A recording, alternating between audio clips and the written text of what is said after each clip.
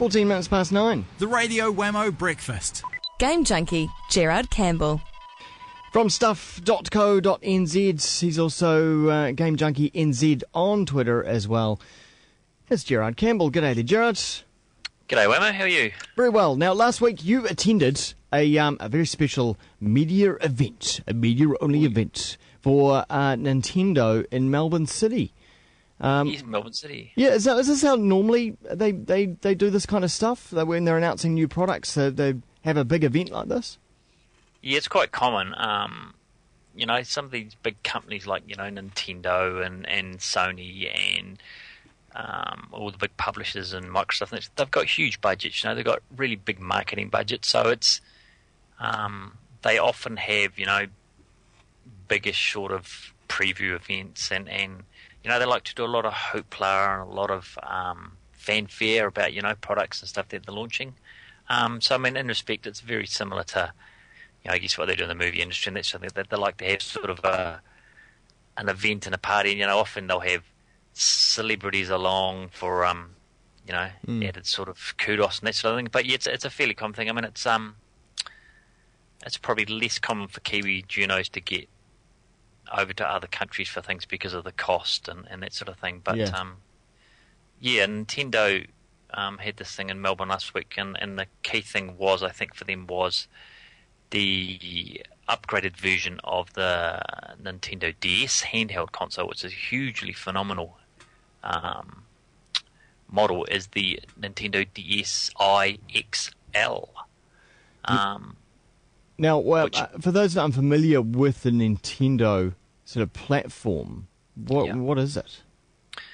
The Nintendo DS is Nintendo's, we had the Game Boy and the Game Boy Advance and those sorts of things. The Nintendo DS was a successor to those, so it's a dual screen. The DS stands for dual screen. It's a clamshell handheld console that you open up, and the bottom screen, so it's got a screen on the top, so when you're looking at front on, as you can see, there's a screen at the top and a screen at the bottom. Bottom screen is a touch sensitive screen.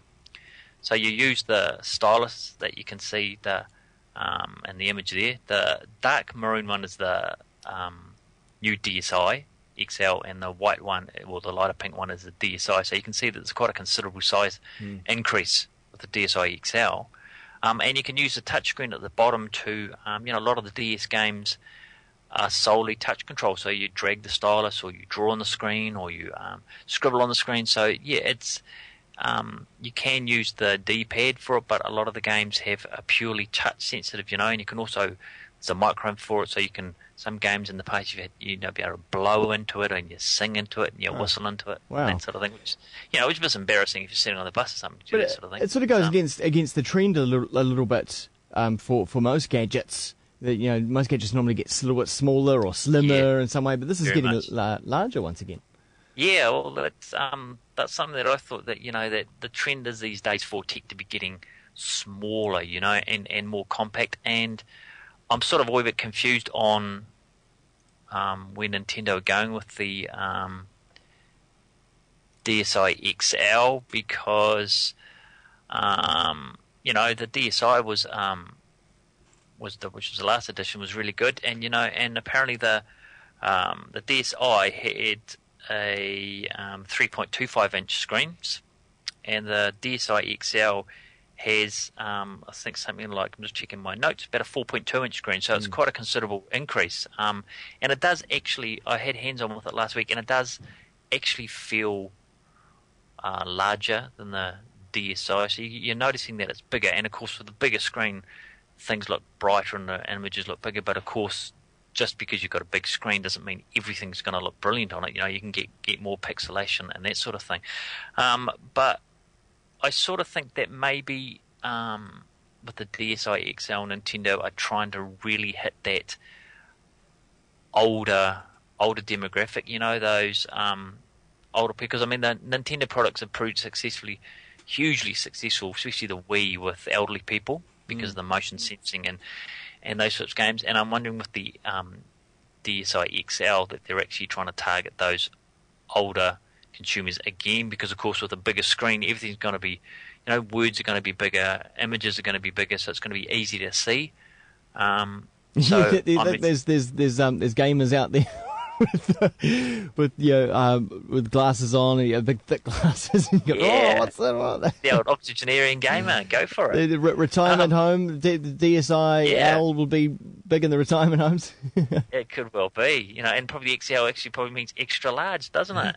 And so I'm assuming, and we weren't given any prices, and I think the launch date they're saying is April 15, so it's next month sort of thing. But I'm guessing because the DSi itself is still a relatively new piece of hardware. It only came out last year, so I'm guessing that they're gonna run them in tandem with each other, and maybe try and attract a different market. But personally, I sort of think that if you've got two models that are so, because apart from the bigger screens and the bigger size, and the DSi XL also come pre-installed with 5 software titles like the Kiwi, which is Nintendo's online download service, or like you said, DSiWare titles. Apart from those, the DSi Lite, the DSi and the DSi XL are essentially the same.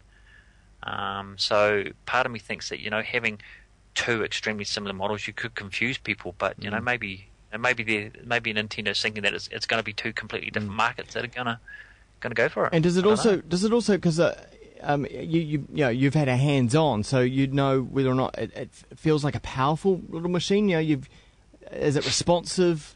Does it feel like it's got some grunt? I don't know about the specs of it, but I think essentially it's the same graphics chip and the same CPU and stuff that's on the DSi, so it's the same same sort of handheld. The DSi and the DSi really in general haven't really been huge powerhouses in terms of 3D realistic, photorealistic graphics. But I think where the big innovation for it was the touchscreen. So that's translated well into the DSi XL as well. So for all intents and purposes, apart from the bigger screens, it is really essentially the same thing as the DSi, I think, in this respect. But I would expect that you'd be paying more for the XL than you would for the DSi itself, being a new product. So yeah, I'm sure we'll get the prices soon for that. Before we go, tell us about this game, Monster Hunter. Yeah, there's Monster Hunter Try. Monster Hunter is a huge, especially in Japan, it's a huge sort of RPG game, and essentially you play the titular Monster Hunter, and you have to go around, and it is set in a land where the creatures are very dinosaur-like, and almost got Velociraptor, whatever they are, I can't recall that. Dinosaurs and other dinosaurs and creatures, and in Monster Hunter Try, which I understand sold something like 520,000 copies of it when it was released in Japan late last year. And you can see from the film, it's essentially you've got to take out, huge forms of dragons and dinosaurs and the monsters, and they get progressively bigger, as the game progresses. So the bigger they get, the harder they are, and they have, damage points or hit points where you've got to strike them. And then an interesting thing is that if you want to, and the Monster Hunter series has all been the same, if you want to upgrade weapons or those sorts of things, you have to actually harvest, maybe skins or bones or objects from the monsters that you've killed, and then take them back to your village where you live, and then you can combine all the parts and you can make the weapon. So, I mean, it's sort of an RPG title that sort of does things slightly differently, and I guess it's one of those, they're saying there's something like 100 plus hours, so fans of the series are going to love it. It's going to be more of the same, but I think if you don't know anything about the series, it's not going to be easy for you to get into. Right. But Monster Hunter Try, it's got a single-player campaign. It's got an interesting 2-player arena mode, which is where you can buddy up with a friend. You can do it in split-screen mode, where you can buddy up with a friend, and you take on increasingly larger monsters in like an arena. Yeah. And then you work through, and then there's going to be a 4-player co-op mode, online mode. So there's going to, and for some of the really large monsters, and some of the monsters are huge, for them, having 4 players taking on a huge monster is going to be a lot easier. You're going to be able to work tactically better together than if it was just one person taking on, because some of these huge monsters can just knock you around something shocking. So that's and I think that is out coming up for the Wii in May sometime. Great. All right. So that was Monster Hunter Tri. We're also looking at the Nintendo DSi Owl as well. Thanks very much, Gerard. No problem. Thank you, Wammo. Gerard Campbell there. You find his blog at stuff.co.nz and also check him out on Twitter as well, twitter.com/GameJunkieNZ.